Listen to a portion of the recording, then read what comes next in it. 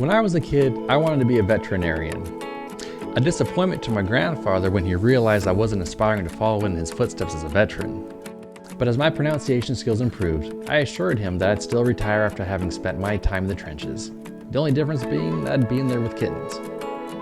I wanted to be a veterinarian for the same reason others do my part to help to make animals well. A sentiment with which actor James Cromwell would agree. Cromwell once said, "Pets are humanizing. They remind us we have an obligation and responsibility to preserve and nurture and care for all life." Given that he starred in not one, but 2 movies where he played second fiddle to a clever pig, I don't think he was speaking hypocritically. But sadly, not even the highest sense of responsibility towards the preservation and well-being of a 4-legged life guarantees that that life will be saved. Such was the case with my childhood pet rabbit, Floppy. It was the summer of 1992. Bags were packed, bikes were loaded, and the rabbit sitter confirmed. We were going camping. For me, the countdown began months prior, and the day was finally here, and not a moment too soon. I was still processing MacGyver series finale, and to be honest, I really needed a break from it all.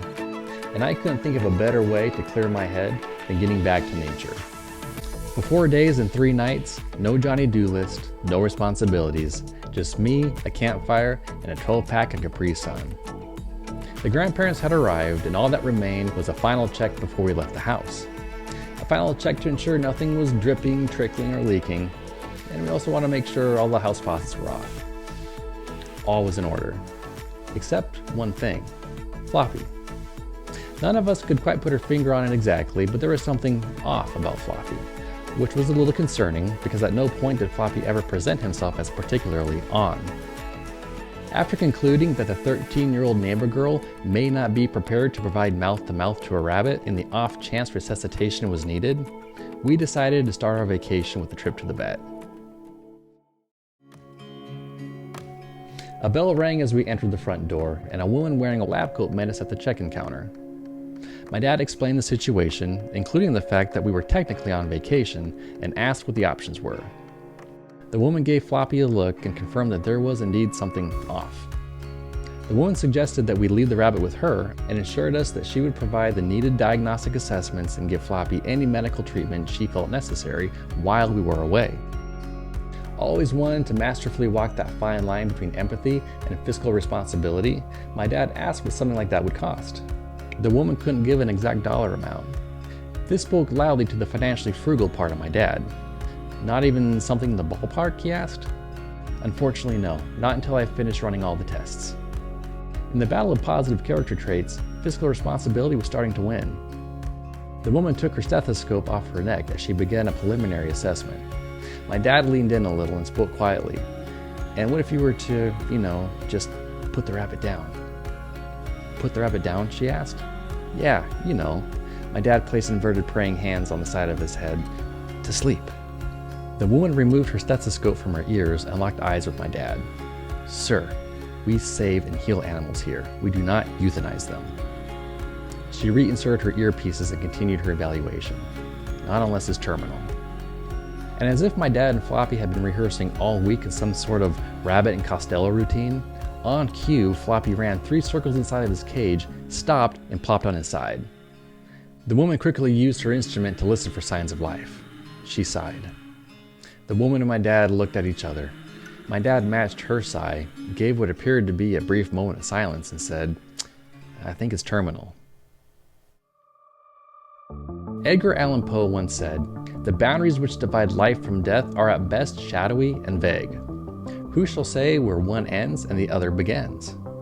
And let's be honest, we continue to grapple with these boundaries to this day. Take, for example, some popular movie titles over the past few decades.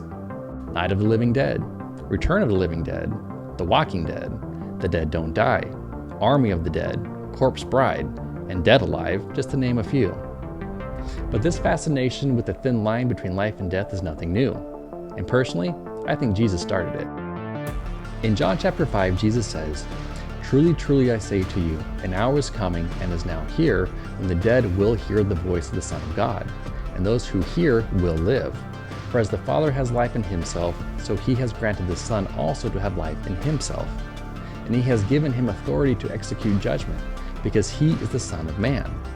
Do not marvel at this, for an hour is coming when all who are in the tombs will hear the voice and come out, those who have done good to the resurrection of life, and those who have done evil to the resurrection of judgment. And just like that, the zombie genre began. Probably. But the depth of Jesus' words is deeper than 6 feet under. Jesus addresses the dead on 2 different levels, the spiritual and physical, and he begins by addressing the former.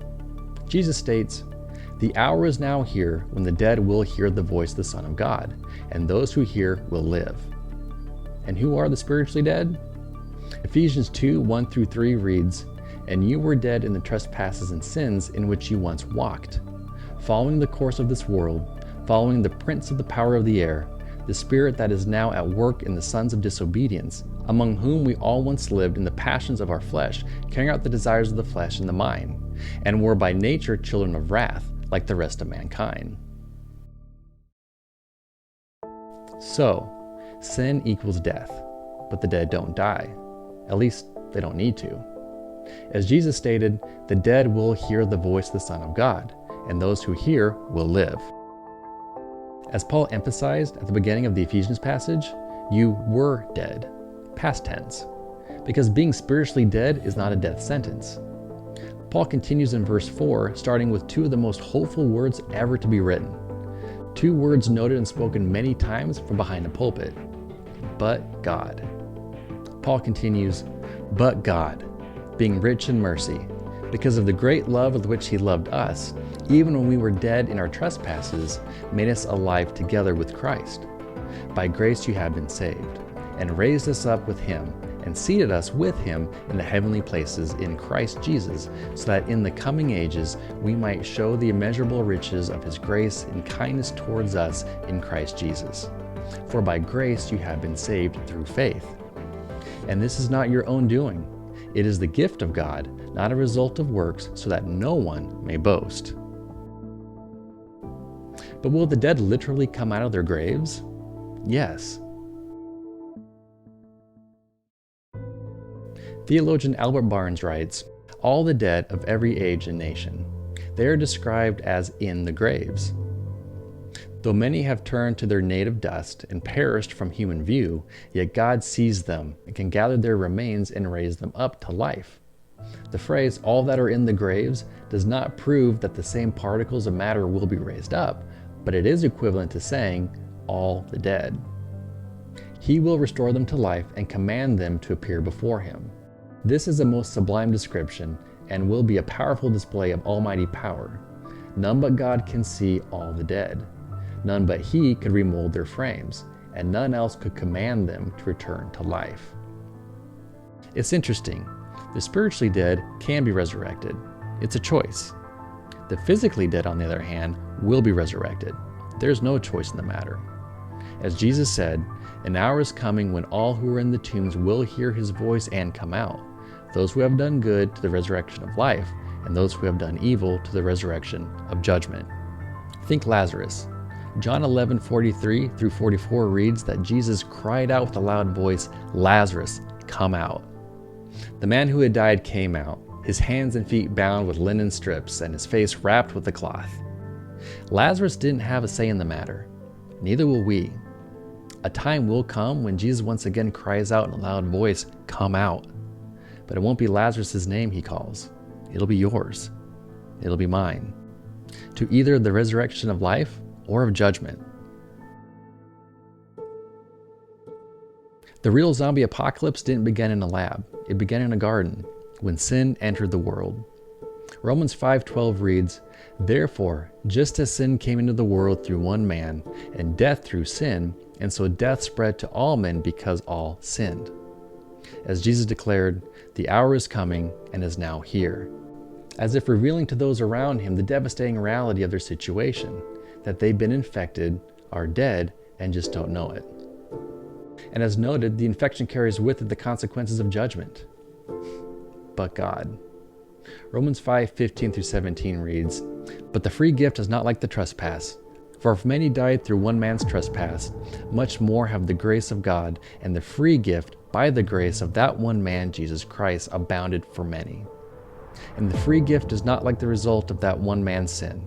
For the judgment following one trespass brought condemnation, but the free gift following many trespasses brought justification. For if because of one man's trespass death reigned through that one man, much more those who receive the abundance of grace and the free gift of righteousness reign in life through the one man, Jesus Christ.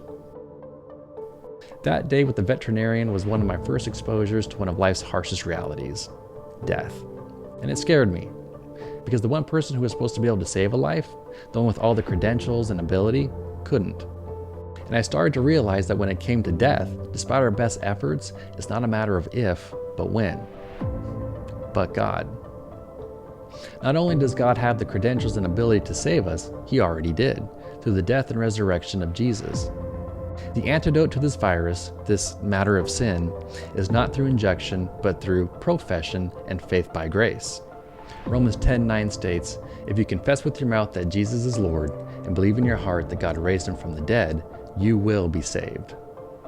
And this antidote not only solves the problem of death, but fear of death. As Paul writes in 1 Corinthians 15:55, "O death, where is your victory? O death, where is your sting?" The Walking Dead isn't fiction, it's reality.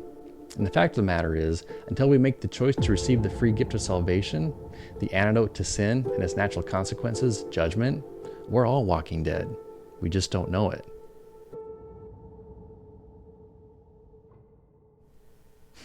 But God.